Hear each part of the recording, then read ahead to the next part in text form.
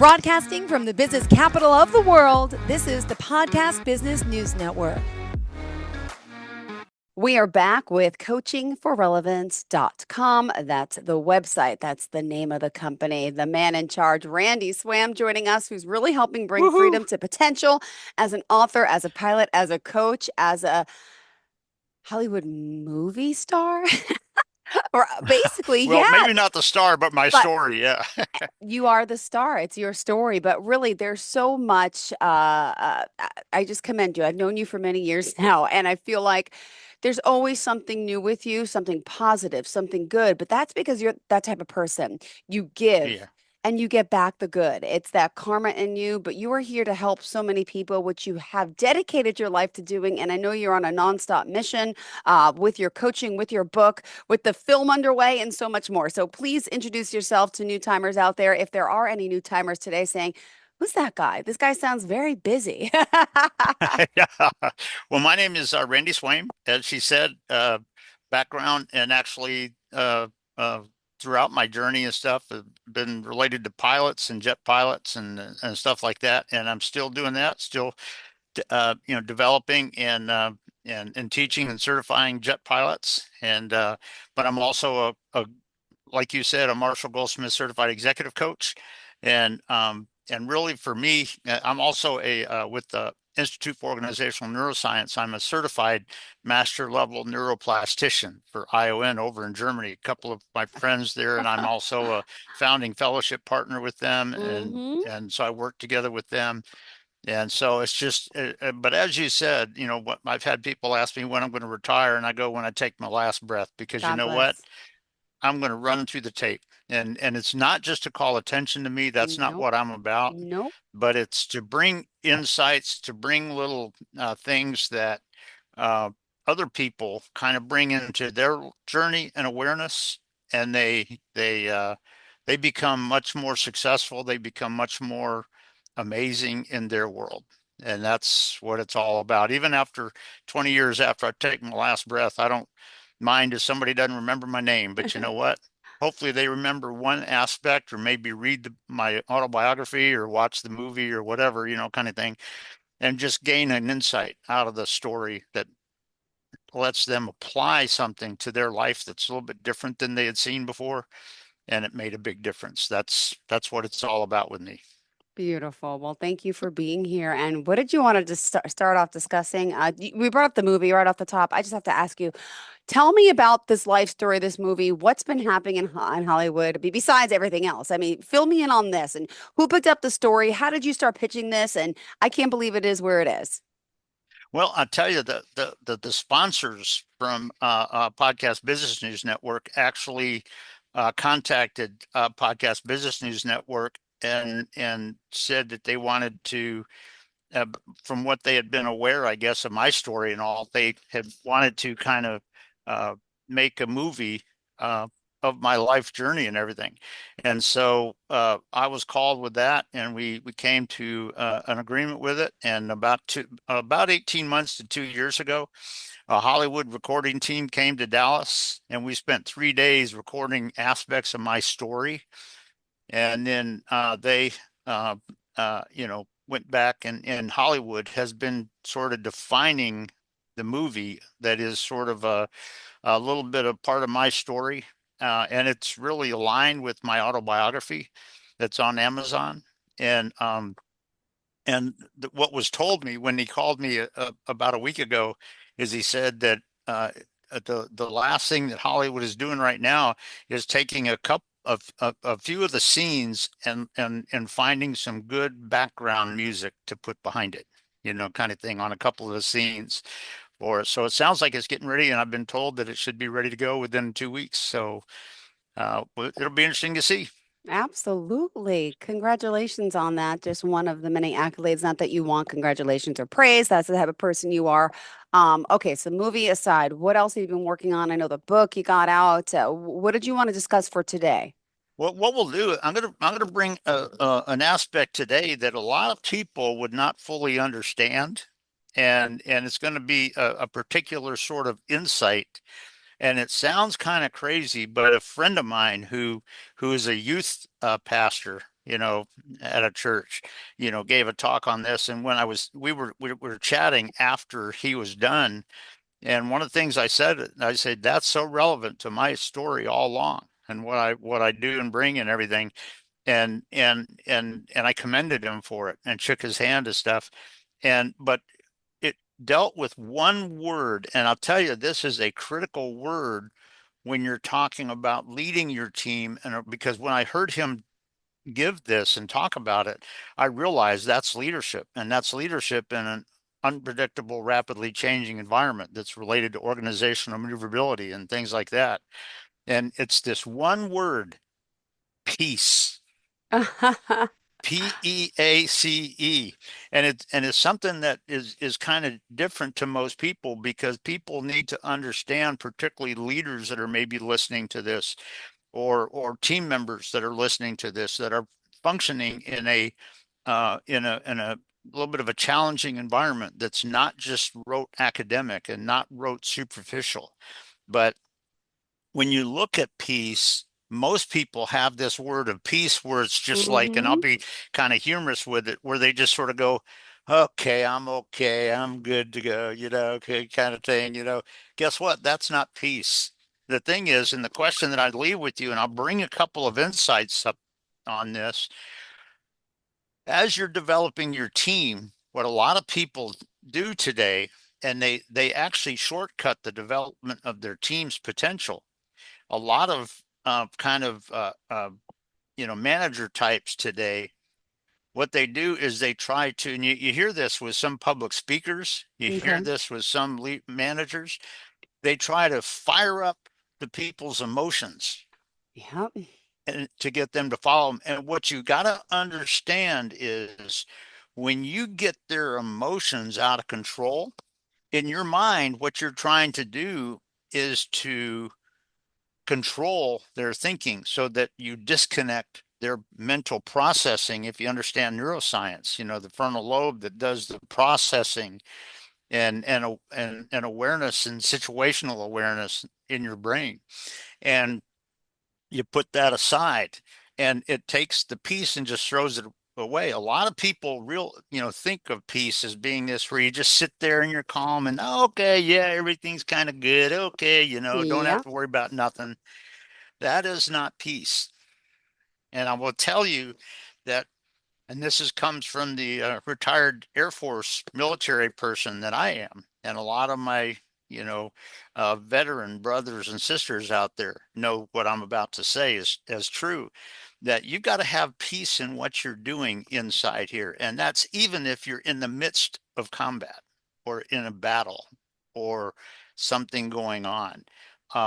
You have to have peace with that. It's not just kind of sitting back in comfort all the time, but when you're leading your team and helping them develop, are you building a sense of peace within them while they are growing this? Why are they developing their ability to perform in an unpredictable, changing environment? And if you think about it, one of the things that a lot of people don't realize on this is, when challenging situations come on scene, here's the thing. It could be that it's a factor or something that you and your team would have never considered, never thought about, never imagined, and it surprises you. Hmm. But here's the thing. Do you have a level of peace in here with what it's showing you about your team, about as it's bringing to your team a sense of their awareness on how you have to uh, um, still perform and be successful and be, progressing in an environment that can be very strategic and almost sensing a small degree of suffering with it, Yeah. kind of thing. You know, what is it teaching you about your team? How do you see that this situation that you would have never expected is growing your team? Kind of thing.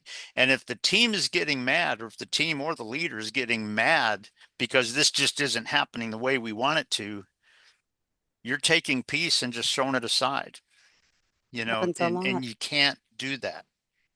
And so it's interesting that when you think about this whole concept of peace, are you at peace even when you and your team are aware of something that was never expected and never predicted? Are you aware that while your team is discussing and amending the strategy to be able to perhaps be effective? Because here's the thing, the factor that comes on scene may initially come on as something that seems sort of suffering at everything, but you know what, it may be something that is helping you adapt and causing you to adapt your strategy to be truly effective.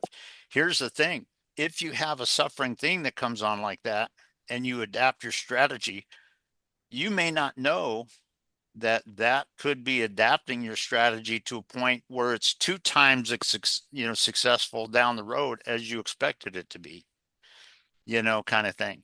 And when you have those kind of things that are coming on scene in your team's journey as a Well, leader, do you have a degree of peace inside here on how that is helping you and how that is really developing it for you? And also, how are you leading your team with that so that they can kind of experience that and sense that? Um, and is that really working? And by the way, with that, because a lot of people in our world today, if it doesn't go just the way they want it to, they just sort of cast blame, they get mad, they get angry, they get, all this kind of stuff. And guess what? If somebody on your team is doing that, you got to step in, because wow. they took the piece and threw it into the trash can. And so when you're talking about this aspect of leading teams in an unpredictable, unexpected, rapidly changing environment that you would not have expected, and you want to be truly successful. Now, here's an aspect with it.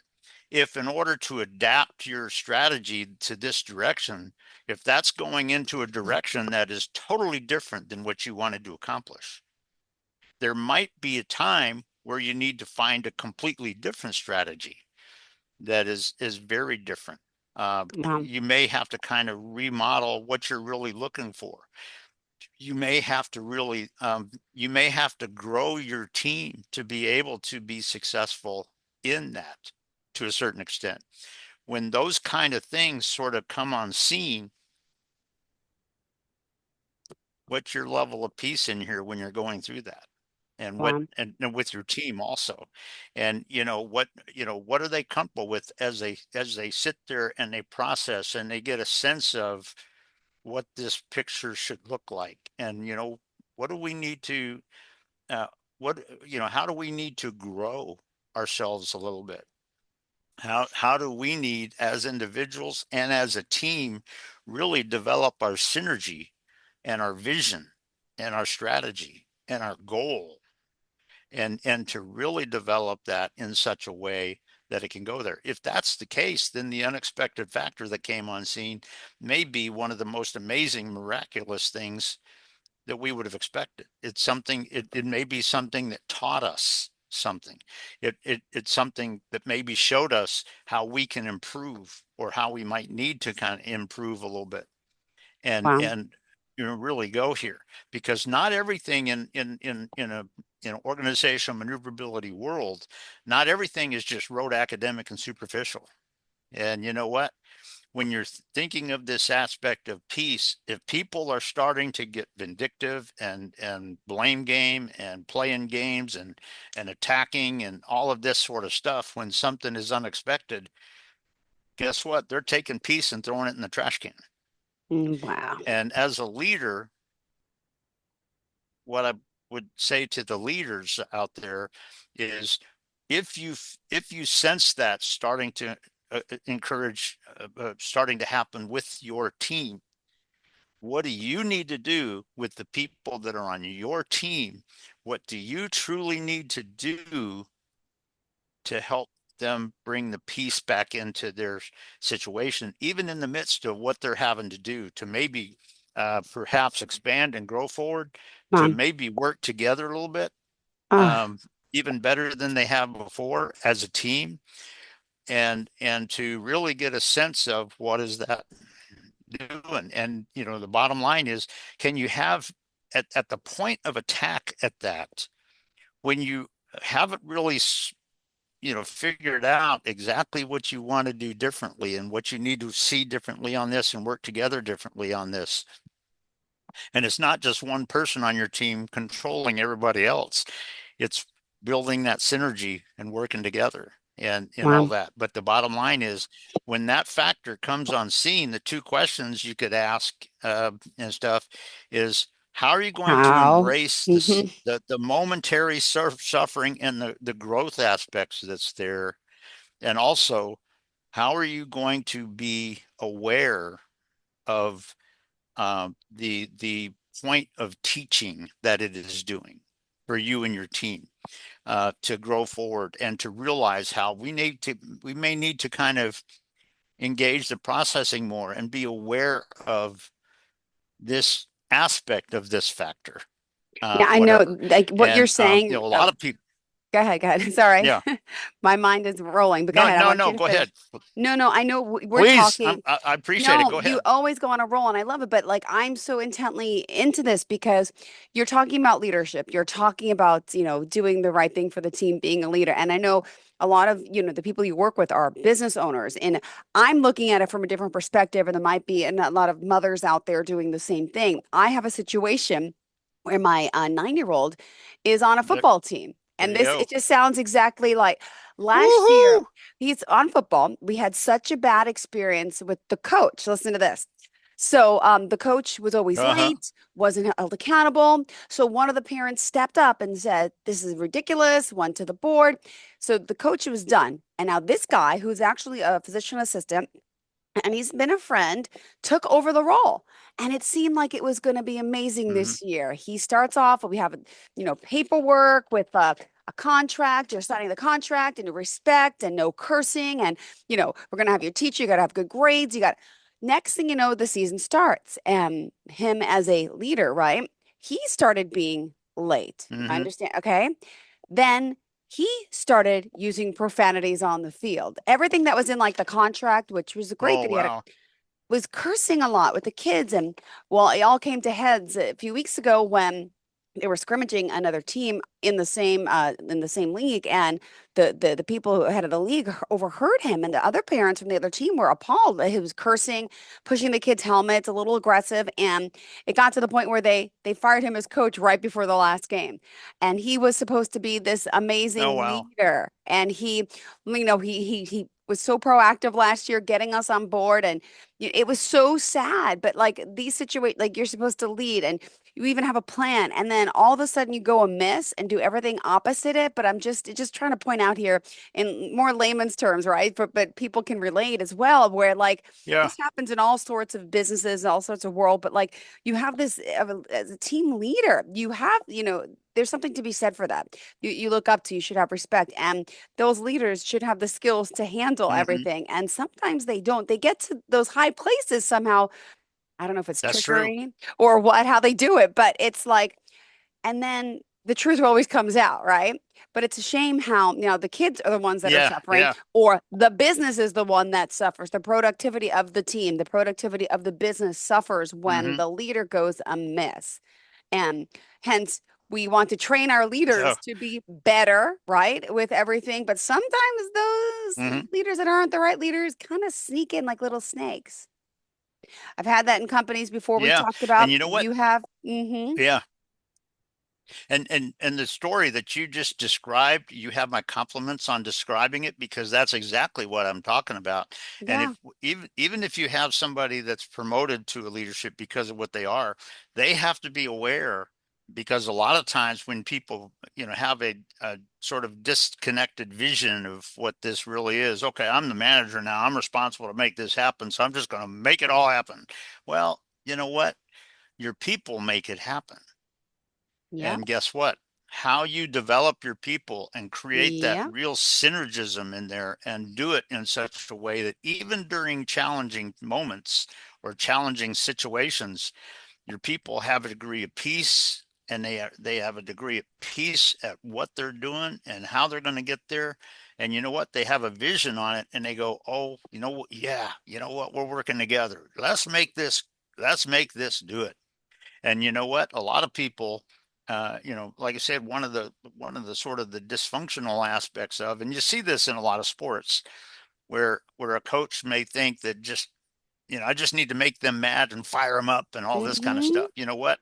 If you give them the true, real vision and help them get a sense of what it is they want to accomplish and what it's going to take to get there, and oh, by the way, do you have a degree of peace inside of you on what we're doing and why?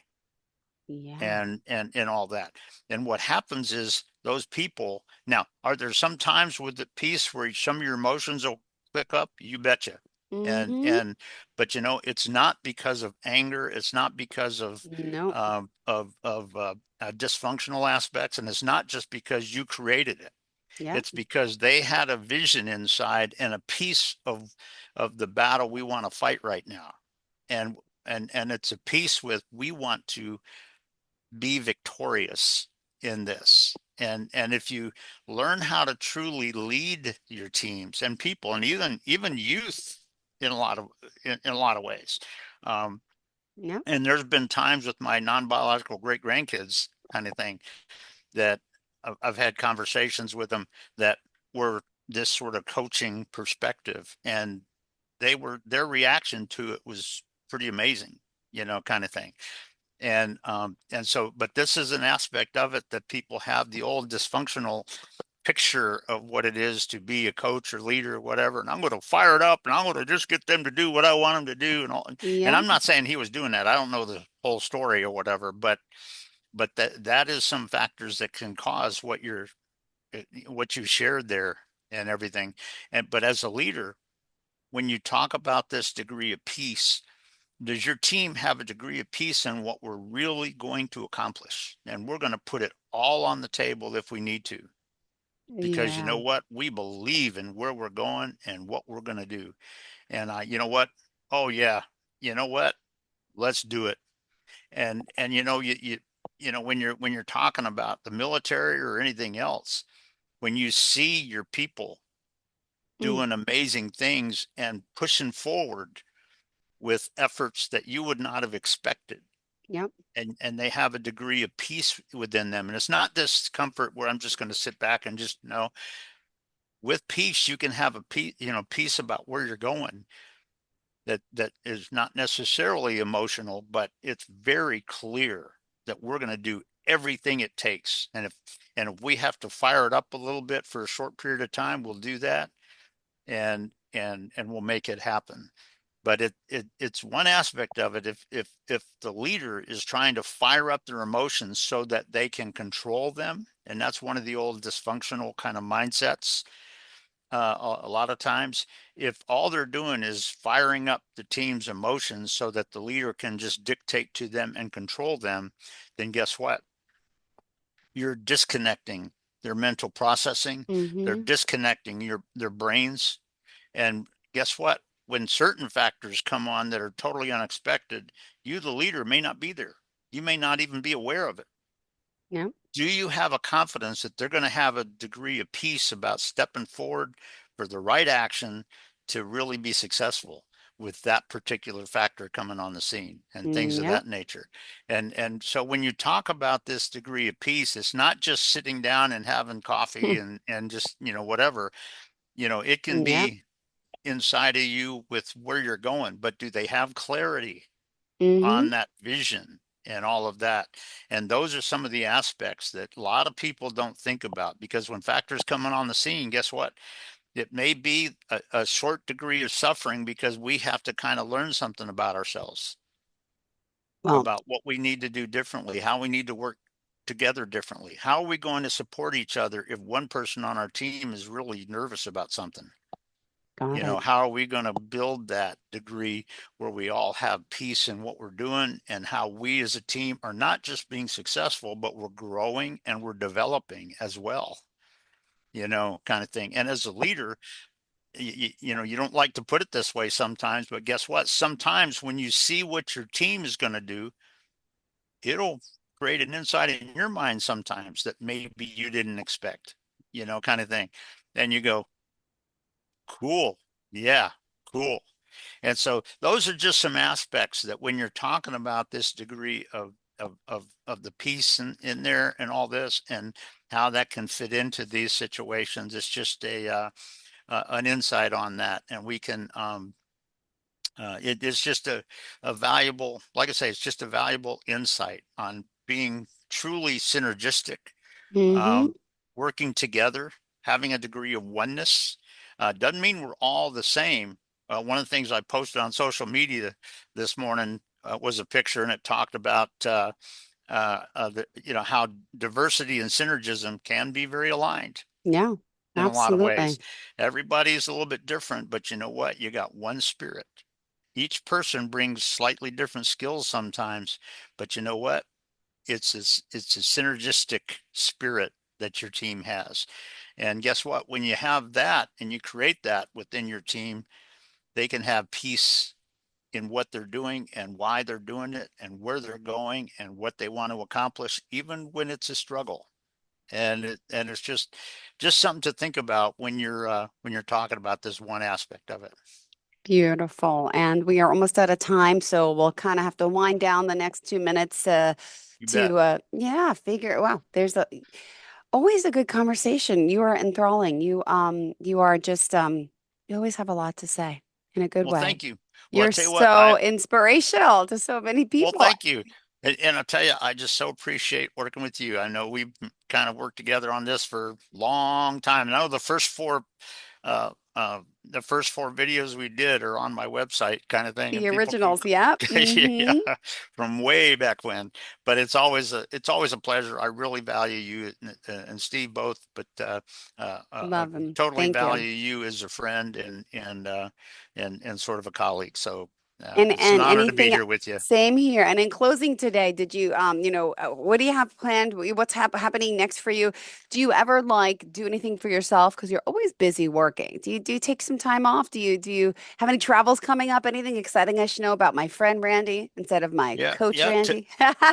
To be honest, most of my time off is just around here, just relaxing, kind of having fun, and there's not a lot of there's a lot of stuff that I did, early on in my life and stuff, but just kind of looking. I just look for new people that I meet, and not to sell anything, but just to meet as friends and but there's just so many aspects that I'm a part of. The ION, like I mentioned, and the airport, uh, PBNNN, and my church. Actually, I help out over at the church and stuff with some of the people there that I really care about. And so it's just, and also, as yesterday, I was with the Trinity Trojan Talk, the high school here, about 9 miles from me. And about once a month, I go over and I partnered together with the chemistry teacher for I think about the last 13 years, Mm-hmm. and go in, typically once a month and speak to her class on something. Yesterday, we focused on the concept of respect and how you generate respect and things like that and everything. And so, uh, I wouldn't trade any of all those things. And so and there's nobody that lives in my house with me. So it's just me. If there's something where there's a couple of friends that would like to go out and have dinner, I'd do it in a heartbeat. Beautiful. But yeah, don't travel quite as much as I used to. And, cause I'm very busy with this and very busy thinking Love it. about processing going forward and everything. So, So committed, so dedicated. Randy, tell us the website how we can contact you before we go. okay, it's coaching for relevance. I think you can see it on my background up here, and if you go to the website there, if somebody wants to get my autobiography, once you're on the home page, about 2 to 3 seconds after you're on the home page, it comes up with a book banner, and right under the picture of it, there's a little link that says "Get your copy." If you click on that, it takes you right to Amazon, where you can Beautiful. get it if you want. But Coaching for Relevance is my website. Great. And if you go to the very bottom of the homepage, it has my email and my cell phone number. I don't, as you know, Jill, I don't do sales calls. I don't really Yep. whatever. If somebody has an issue that they need some help with, yeah, we'll come up with something. But Beautiful. I just build friends and build relationships. Thank you so much. You have a great day. Always a pleasure, darling. And we'll talk hopefully next week. Thank you so much. Gotta go. Sounds Bye. good, Jill. Take care now. Bye-bye. Are you looking for even more of the podcasts and hosts that you love? The Podcast Business News Network is proud to announce that you now have even more ways to listen live. Check out the MyTuner Radio, online radio box, and Simple Radio apps on iOS and Android, or find us online. Search for Business News Network on mytuner-radio.com, or search Podcast Business News Network on streama.com and onlineradiobox.com/US. Take your podcast on the go and don't miss a minute of the action.